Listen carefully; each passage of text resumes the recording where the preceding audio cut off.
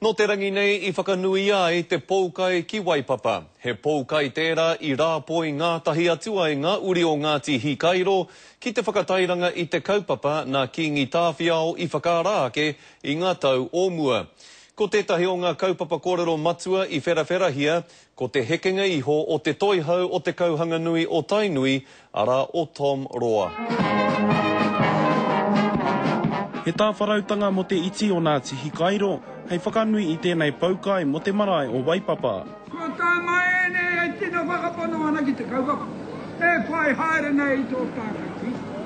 Koe nei nā kupua ki ngi tāwhiao I tana hurahanga I te kaupapa nei I te tau kotahi mano warurau waru te kaumawha. He kaupapa e whakanui ana ki nā marae rua te kaumawaru o te motu. Arā te tāia te iwi te whakakotahi mai nā mate. Kia mihihi a rātau, te iwi pani hoki.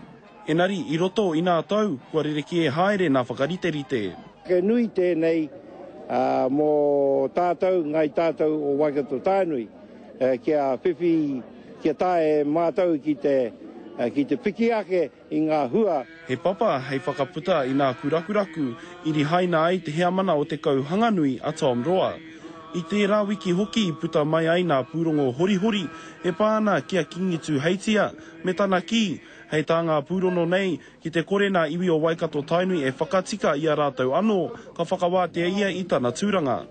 I whakapātu mātou o te karere ki e tahi māngai o te kauhanganui, o te kingi tāna rānei, kia kōrero mai ki a mātou, engari, au areake.